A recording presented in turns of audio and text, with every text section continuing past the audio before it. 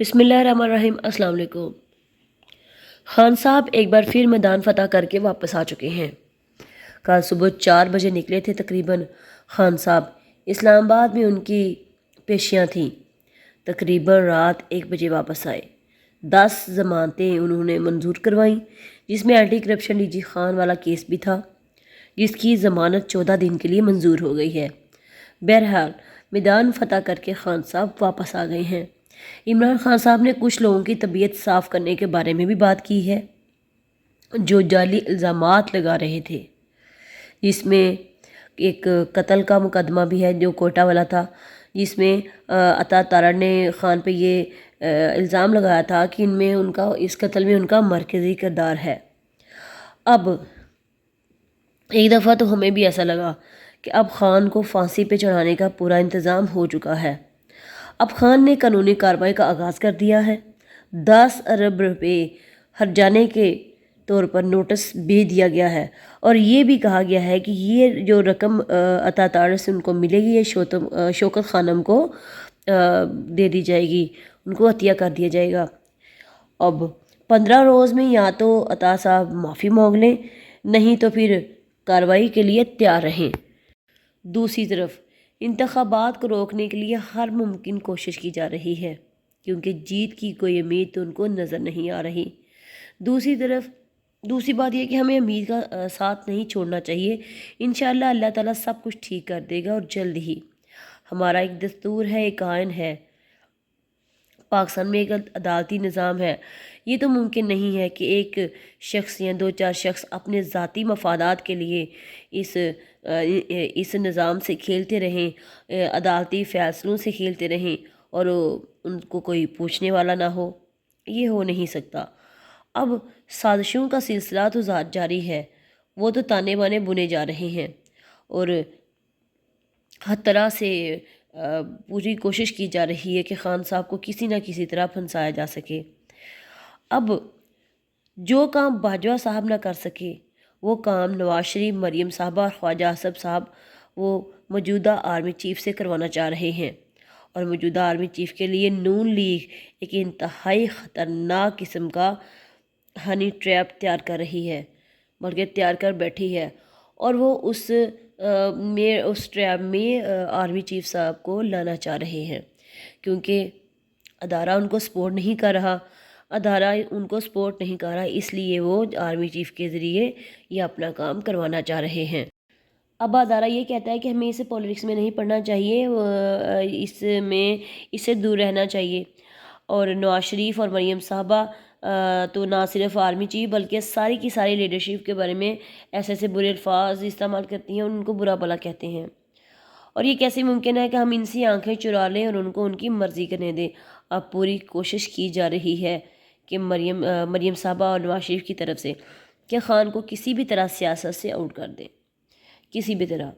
اب باجوہ صاحب نے ان کو امید دلائی تھی کہ یہ کوئی مشکل کام نہیں ہے، اب جیسا کہیں گے ہو جائے گا، پر جو اللہ کو منظور، ان کا ہر حربہ ناکام گیا، ان کی جو ان کا پلان تھا وہ فلاپ ہوا، اور خان صاحب ابھی بھی سیاست میں موجود ہیں۔ اب کل قومی اسمبلی میں ایک قرارداد منظور کی گئی، قرارداد پیش کی گئی۔ یہ قرارداد وزیر دفاع خواجہ آصف صاحب نے پیش کی 9 مئی کے حوالے سے۔ اب خواجہ آصف صاحب فوج پر ایسے الزامات لگا چکے ہیں، ایسی زبان استعمال کر چکے ہیں کہ ایسی زبان جو ہے وہ بھارتی وزیر دفاع راجناتھ سنگھ نے بھی استعمال نہیں کی۔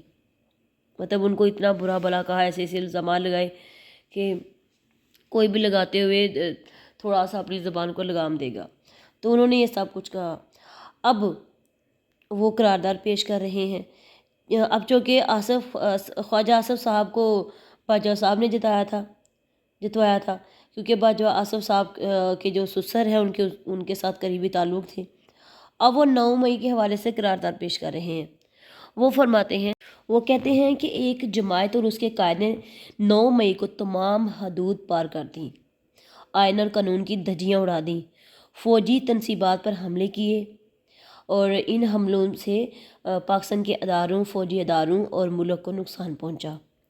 آئین اور قانون کے تحت کارروائی عمل میں لائی جائے، اور ملزمان کے خلاف جلد از جلد ان کو سزا دلوائی جائے، ان کے ساتھ کارروائی کی جائے ان کے خلاف، اور ان کی جماعت کے کارکن اور رہنما بھی لا تعلقی اختیار کر رہے ہیں۔ شر پسندوں کے خلاف کارروائی میں انسانی حقوق کے خلاف ورزی نہیں کی گئی۔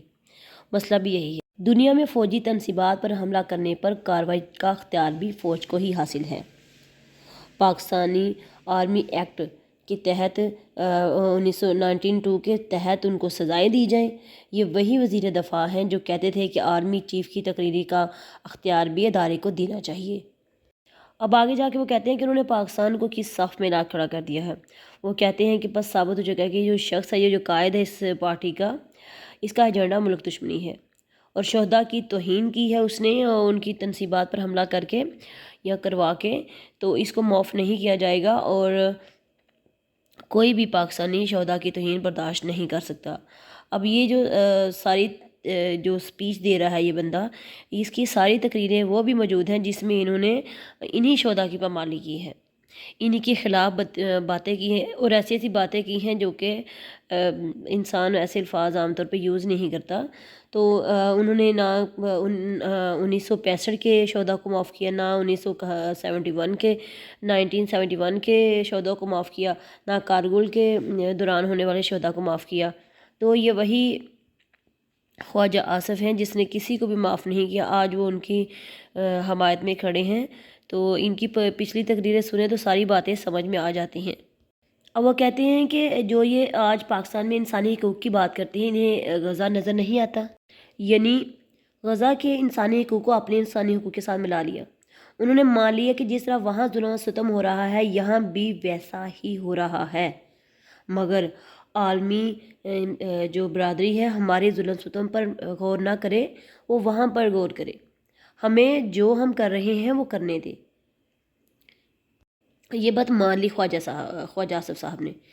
انہوں نے اپنی تقریر میں کہا کہ انسانی حقوق کی تنظیموں کو مقبوضہ کشمیر اور بھارت کے مظالم نظر نہیں آتے، یعنی وہ ہم کو چھوڑ دیں، ادھر دیکھیں، ہم جو کچھ کر رہے ہیں ہمیں وہ کرنے دیں اپنی مرضی سے، کیونکہ اقوام متحدہ کے ہائی کمیشن نے پاکستان کو وارننگ دی تھی کہ جو کچھ آپ کر رہے ہیں پاکستان کی گورنمنٹ کو یہ وارننگ دی تھی کہ جو کچھ آپ کر رہے ہیں غیر انسانی سلوک لوگوں کے ساتھ، خواتین کے ساتھ، جس طرح سے ان کو ڈرایا دھمکایا جا رہا ہے، ان کے دوپٹے تک اتارے جا رہے ہیں، جس طرح سے عثمان داڑ کی مدر کے ساتھ کیا گیا اور جیسا بھی باقی لوگوں کے ساتھ، تو یہ سارا کچھ انہوں نے کہا تھا کہ یہ بند کریں ورنہ کارروائی کی جائے گی آپ کے خلاف۔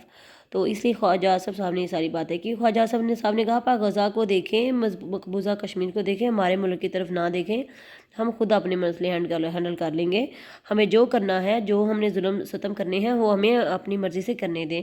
یہ سب انہوں نے کہا، مطلب وہ بہت زیادہ بولتے ہیں تو بولتے بولتے وہ بہت کچھ بول جاتے ہیں۔ انہوں نے کہا کہ 9 مئی کو جو فوجی تنصیبات پر حملہ ہوا اور حملہ کرنے والوں کو جلد از جلد سزائیں دی جائیں، ان ملزمات کے خلاف کیسز جو ہیں وہ ملٹری کورٹ ایکٹ کے تحت چلائے جائیں، اور یہ قرارداد منظور کر لی گئی ہے۔ ہم نے کوئی نیا قانون نہیں بنایا، اب یہ ہے وہ ٹریپ جس میں عاصم منیر صاحب کو لایا جا رہا ہے۔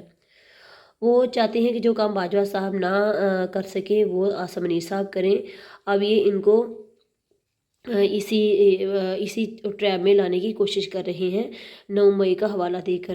دوسری طرف ان کو نہ تو 9 مئی سے کوئی فرق پڑتا ہے، نہ شہداء کی تنصیبات سے، نہ شہداء سے، نہ کسی اور چیز سے فرق پڑتا ہے، نہ ملک سے فرق پڑتا ہے۔ یہ سارا کا سارا جو معاملہ ہو رہا ہے وہ صرف اور صرف عمران خان صاحب کو مانس کرنے کے لیے ہو رہا ہے، کیونکہ وہ چاہتے ہیں کہ جلد از جلد عمران خان صاحب کو وہ سزا دیں اور ان کو نااہل کر دیں یا ان کو سزا دی جائے، اور یہ ان کا راستہ جو ہے وہ بالکل صاف ہو جائے۔ اب یہ تو ہماری جو آرمی چیف ہے، ہمارے جو آرمی چیف ہے ان پہ ڈپینڈ کرتا ہے کہ اس میں ان کے وہ جو ان کا بہکاوا ہے یا جو ان کا ٹریپ ہے وہ اس میں آتے ہیں یا نہیں۔ اللہ حافظ۔